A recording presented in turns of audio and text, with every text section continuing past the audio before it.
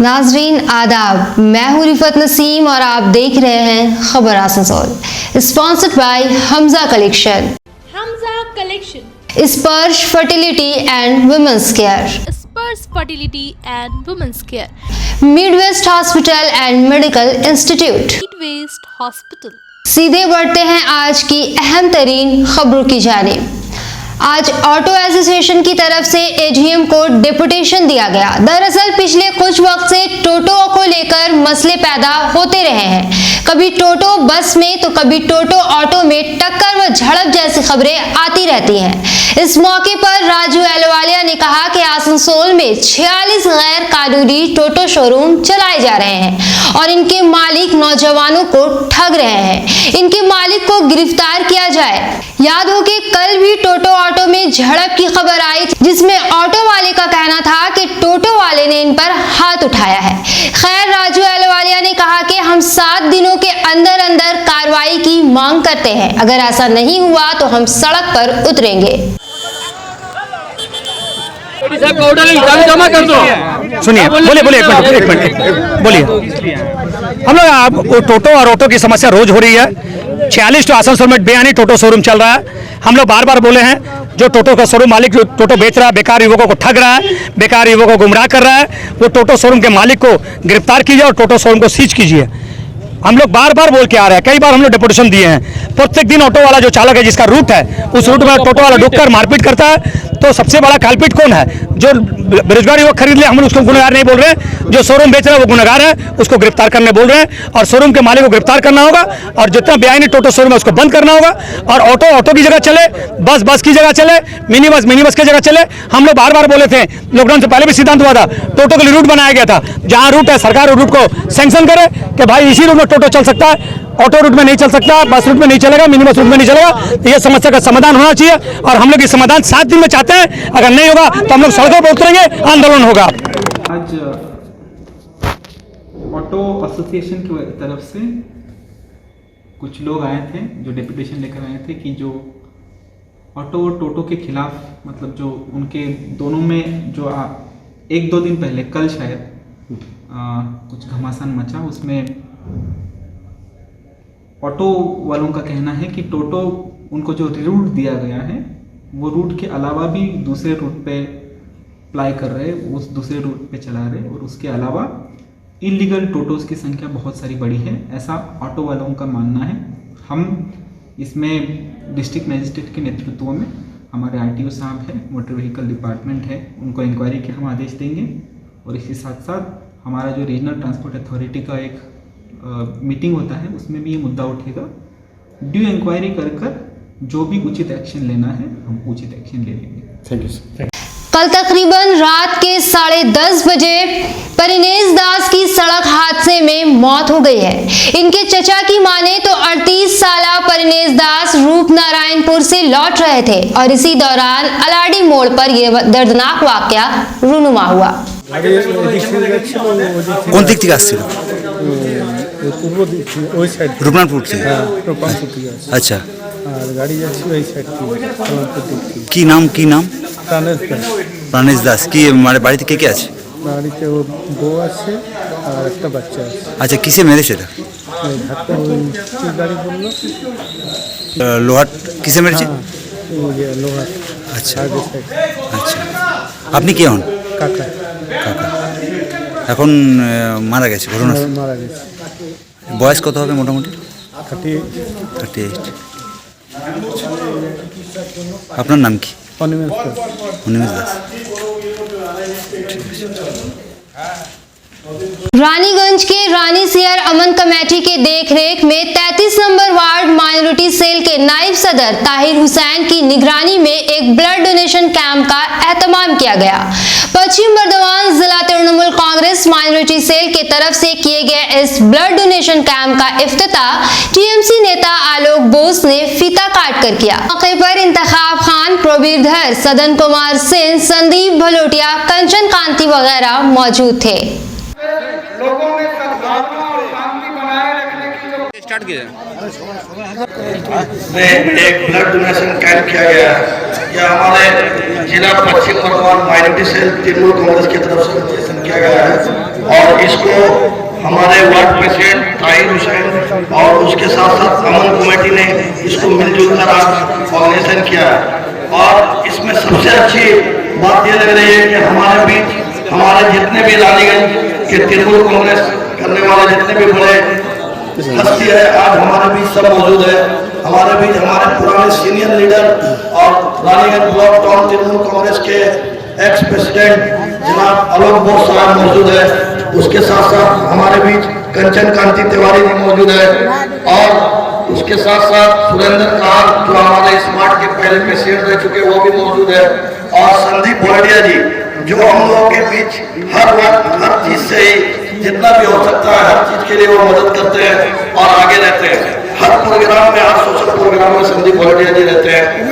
और blood donation camp जो आज ब्लड डोनेशन कैंप जो किया जा रहा है यहाँ हमारे बीच पोभिरदा मौजूद है। पोभिरदा जो हमारे लिए हर वक्त पोभिरदा और एक बिलाल भाई ये दो नाम है ब्लड डोनेशन कैंप में जो हम लोगों के बीच हर वक्त 24 घंटा ही मौजूद रहते हैं। किसी भी वक्त कोई भी प्रोग्राम हो कुछ भी अगर घट जाए तो एकदम पोभिरदा हर वक्त तैयार रहते हैं। और इसके साथ साथ मैं हमारे बीच हमारे यहाँ मीडिया के लोगों भी मौजूद है। हमारे अली भाई भी मौजूद है, सादत सिंह जी भी मौजूद है। वो हमारे स्टेज से उठ कर चले गए इसलिए सादत भाई आप बताइए प्रोग्राम को बहुत ही अच्छा प्रोग्राम किया है और एक भाईचारा का बहुत अच्छा मैसेज दे रहा है जो ब्लड देकर इसी के साथ मैं अपना वक्तव्य सामने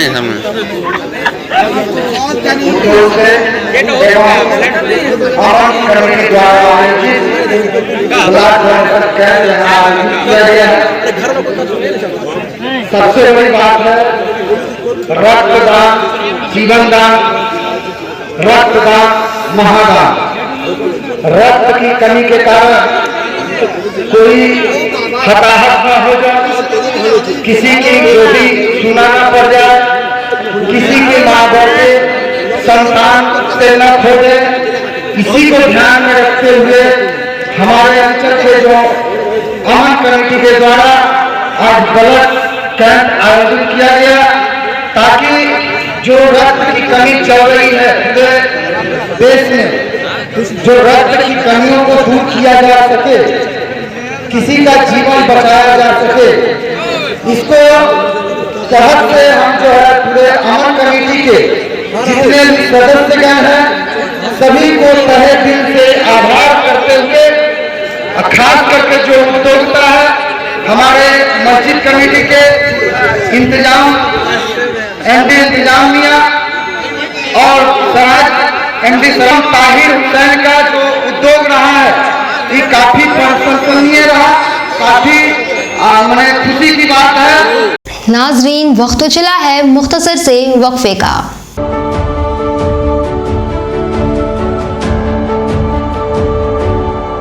जिंदगी को रखना है खुशहाल तो रखें अपने स्वास्थ्य का ख्याल, और स्वास्थ्य का ख्याल रखने में आपकी मदद करेगा Midwest hospital.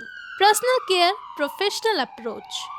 Health care में उत्कृष्टता की एक बेहतरीन मिसाल Midwest hospital and medical institute, which is accessible and affordable to all because your health is our priority. 100-bedded IPD unit, super specialist doctors के साथ ही साथ यहाँ कई तरह की फैसिलिटीज उपलब्ध है जैसे emergency 24/7, modular OTs, ICU, NICU, HDU, pharmacy 24/7, day care unit, dialysis unit, dental unit, diagnostic and pathological service with fast, friendly, accurate and a higher level of care for you. हमारा पता है भगत सिंह मोड़, Asansol 713304। Contact number 9123873265, 9609002666, 6295280253। National Urdu public school Asansol Rail Par OK road. National Urdu public school जहां उर्दू, बांग्ला और अंग्रेजी की तालीम का बंदोबस्त है। आपके शहर में आपके बच्चों के लिए सुनहरा मौका, दाखिला बिल्कुल मुफ्त, साथ ही स्कूल की जानिब से बच्चों को स्कूल बैग भी दिए जाएंगे, वो भी बिल्कुल मुफ्त। इसलिए देर ना करें, आज ही एडमिशन करवाएं क्योंकि सीटें हैं महदूद। National Urdu public school Rail Par OK road Asansol. महिलाओं के समस्याओं के समाधान के लिए अब आसनसोल में शुरू हो गया है स्पर्श फर्टिलिटी एंड वुमेन्स केयर। यहाँ महिलाओं की जटिल से जटिल समस्याओं का सटीक इलाज किया जाता है। इसके अलावा विशेषकर इनफर्टिलिटी अर्थात बांझपन का निदान भी किया जाता है। ध्यान रहे, हमारे यहाँ अत्याधुनिक तकनीक द्वारा इक्सी करने की भी सुविधा उपलब्ध है। यहाँ ओटी में HU व हेपा फिल्टर सिस्टम है, जिससे ओटी का वातावरण स्वच्छ और पोल्यूशन मुक्त रहता है। यूट्रस में माँ के गर्भाशय की तरह स्थिति रहती है। इसके अलावा अत्याधुनिक ICSI machine, world top notch laminar flow के साथ बेंच टॉप इंक्यूबेटर। अब मेट्रो सिटी की सुविधा आपको करीब मिलेंगे। इसके अलावा हमारे यहाँ डॉक्टर स्वयं सोनोग्राफी करते हैं और रिपोर्ट तुरंत दिया जाता है। तो महिलाओं की कोई भी समस्या हो, उसके लिए संपर्क करें स्पर्श फर्टिलिटी एंड वुमेन्स केयर। हमारा पता है आविष्कार building, 3rd floor, GT road, Asansol. Hamza collection शादी ब्याह और ईद जैसे खास मौके को और भी शानदार बनाने के लिए हमजा कलेक्शन लेकर आया है ढेरों स्टाइल और डिज़ाइन के लेडीज़ ड्रेसेस, जैसे सलवार सूट, गरारा, लहंगा, घाघरा, क्रॉप टॉप, वो भी होलसेल प्राइस पर। तो इस ईद कहीं और क्यों जाना, हमजा कलेक्शन ही आना। हमारा पता है रेल पार, कुरैसी महल्ला, नियर ऑटो स्टैंड।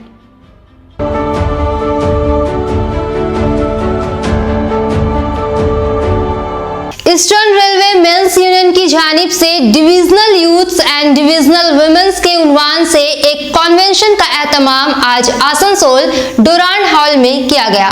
इस मौके पर तंजीम की जानिब से जानकारी देते हुए कहा गया कि 6 दिसंबर जो कि ब्लैक डे के तौर पे मनाया जाता है, इसी दिन ये प्रोग्राम कराकर ये उम्मीद की जाती है कि जो कुछ 1992 को हुआ था वो अब कभी दोबारा ना हो।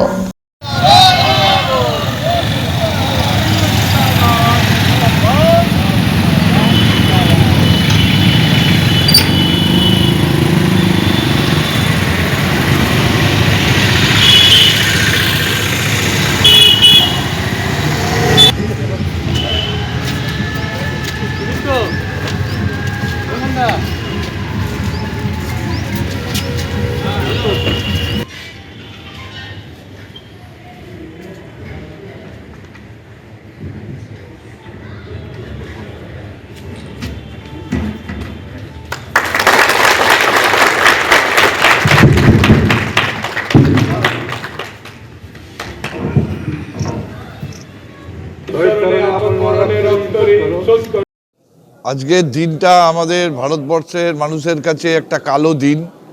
6 ডিসেম্বর 1992 সালের 6 ডিসেম্বর বাবরি মসজিদ ধ্বংসের মধ্যে দিয়ে আমাদের ভারতবর্ষের যে সাম্প্রদায়িক সম্প্রীতি, সেই সম্প্রীতিকে নষ্ট করা হয়েছিল। আমরা আশা করছি সেই দিন আর আমাদের এই কালো দিনটা আমাদের ফিরে আসবে না। তাই এই দিনটাকে স্মরণ করে আসানসোল ডিভিশনের ইউথ এবং ওমেন্সদের যে সম্মেলন, সেই সম্মেলন আজকে রাখা হয়েছে। এই সম্মেলন আমাদের ইস্টার্ন রেলের 40টি শাখা আছে। 40টি শাখার সমস্ত জায়গায় আমরা এই সম্মেলনগুলো করি। এই সম্মেলনগুলো আজকে এক ধাপে ধাপে হচ্ছে। আজকে আসানসোলে হচ্ছে, এরপর অন্য ডিভিশনগুলোতেও হবে। আমাদের মূল সম্মেলন আমাদের হয়ে গেছে গত 23, 24, 25 এবং এরপরে আমাদের প্রত্যেকটা ডিভিশন এবং ওয়ার্কশপের সম্মেলনগুলো অনুষ্ঠিত হচ্ছে। এই সম্মেলনের মধ্যে থেকে যুব শক্তি হচ্ছে আগামী দিনের এগিয়ে যাওয়ার একমাত্র হাতিয়ার। সেই জন্য এই যুব শক্তিকে নেতৃত্বে তুলে আনার জন্য আমাদের এই প্রয়াস সার্থক হোক।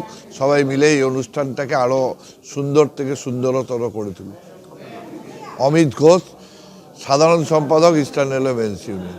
आज AITUC की जानिब से एक मीटिंग बुलाई गई जिसमें मैनेजमेंट के बदलते रुख पर चर्चा की गई। इनका कहना है कि मैनेजमेंट इनके माइंस को बंद करने की कोशिश कर रहा है। जो माइंस चल रहे हैं इनमें भी आउटसोर्स वर्कर काम कर रहे हैं, जिसकी वजह कर माइन पावर कम हो रहा है।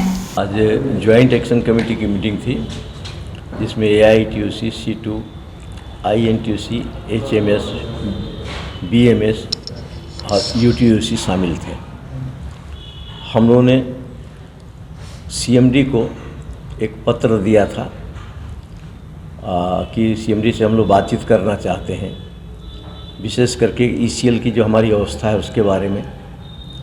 दूसरा हम लोग बात करना चाहते थे कि हमारी माइंस की अवस्था क्या है। तीसरा हम लोग बातचीत करना चाहते थे हमारा ट्रांसफ़र पॉलिसी क्या होगा, और एम्प्लॉयमेंट का हमारा जो सवाल है इसमें हम लोगों ने बातचीत किया है कि हमारी ज़मीन मैनेजमेंट हमसे एग्रीमेंट कराता है और ज़मीन हमारी काट लेता है। काटने के बाद जब एम्प्लॉयमेंट के लिए जब दौड़ते हैं तो उस हमारी एम्प्लॉयमेंट फाइल पर 20 लोग साइन करते हैं। आखिरी में जब अप्रूवल का टाइम आता है तो हमसे पूछा जाता है कि ये ज़मीन तुमको कहाँ से मिली थी, उसका रिकॉर्ड ला करके दो। माने मेरे बाप की ज़मीन थी, बाप को कहाँ से मिला था, बाप के बाप का माने दादू जी का मेरा ज़मीन था, ये सारा हमको 3 पुश्त का रिकॉर्ड ला करके देना पड़ता है। तो जब तुमने हमसे ज़मीन लिया, हमसे रजिस्ट्री करवा लिया, तुम्हारे नाम से ज़मीन ट्रांसफ़र हो गया, कोयला काट लिया, और काटने के बाद से तुम कहते हो जब नौकरी देने की बारी आती है तो कहते तुमको ज़मीन कहाँ से मिला, 20 लोग के साइन करने के बाद। ऐसे करके हम लोग को तंग किया जाता है, उसको पोस्टिंग में तंग किया जाता है। यहाँ देंगे तो वहाँ देंगे, यहाँ सरप्लस है नहीं देंगे, वहाँ शॉर्टेज है देंगे, और अपनी मनमानी तरीके से करते हैं लोग।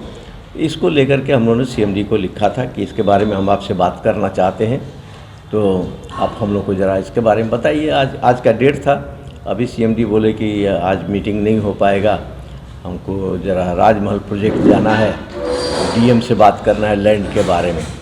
राजमहल प्रोजेक्ट में इसलिए लैंड लोगों को नहीं मिल रहा है। राजमहल प्रोजेक्ट में अगर लैंड लूजर होता है तो उसको राजमहल में नौकरी दी जाती है। चित्रा प्रोजेक्ट का अगर कोई लैंड लूजर है तो चित्रा में नौकरी दी जाती है। और बाकी जो ECL के प्रोजेक्ट हैं वहाँ अगर किसी की ज़मीन जाती है तो सलानपुर की ज़मीन गई तो पांडेश्वर नौकरी देते हैं। वो 7 ग्राम का कालिदासपुर प्रोजेक्ट में नौकरी देते हैं, और कालिदासपुर प्रोजेक्ट में जो लोग काम करते हैं उनको ट्रांसफ़र करके नज़दीक ला देते हैं, और इस तरह से करके मनमानी चल रहा है। तो हम लोगों ने इससे पूछा था आपका ट्रांसफ़र पॉलिसी क्या होगा, और ये बात करने जाते थे हम लोग कि कौन कौन सी माइन आपके बंद वाले लिस्ट में है, आप क्या करना चाहते हैं इसके बारे में बताइए। एक बड़ा सवाल था हम लोग के सामने, और इससे डर लग रहा है कि चूँकि कोल इंडिया के चेयरमैन जी ने हम उस दिन आभास में कहा था कि नया वेतन देने से ECL BFR में जाने की संभावना है, तो हम लोग इसके बारे में बातचीत करना चाहेंगे। ECL को बचाने के लिए लड़ाई करना चाहते हैं। तो मेन था जैक के बारे में। तो जैक आज बैठा था, अब CMD से आज ही बात होनी थी, 4 बजे टाइम दिया गया था। कल हाँ 7 तारीख को 4 बजे टाइम दिया था। तो CMD चूँकि राजमहल चले जा रहे हैं, डेट को डिफ़र कर दे रहे हैं, फिर अगला डेट होगा, जितना जल्दी हो सकता हम लोग कोशिश करेंगे।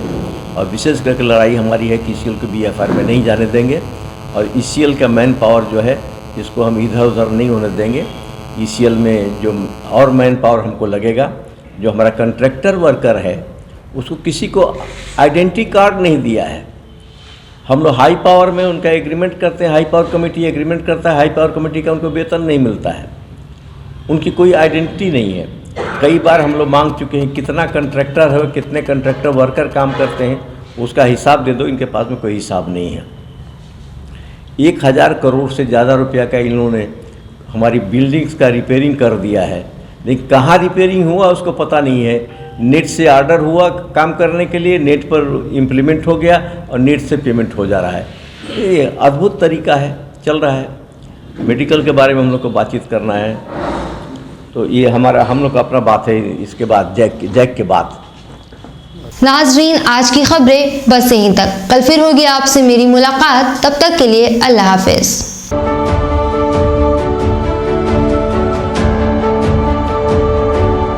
आसनसोल नगर निगम के तत्वाधान में मिशन निर्मल बांग्ला को सफल बनाएं। हमारी प्रतिज्ञा, हमारा गर्व। एक बात सभी याद रखें, कचरा जहाँ तहाँ ना फेंके। कौन सा कचरा कहाँ डालना है अच्छी तरह से समझना है। स्वयं जागरूक हो, औरों को भी जागरूक करें। रिड्यूस, रीयूज और रिसाइकिल प्रक्रिया को अपनाएंगे, सुंदर स्वस्थ आसनसोल बनाएंगे। आसनसोल नगर निगम के ग्रीन और ब्लू बीन का सही इस्तेमाल करें। प्लास्टिक का व्यवहार ना करें और लोगों को भी जागरूक करें। सुंदर परिवेश गढ़े, स्वस्थ रहे। आसनसोल नगर निगम सदैव आपकी सेवा में उपस्थित है। Clean Asansol, green Asansol.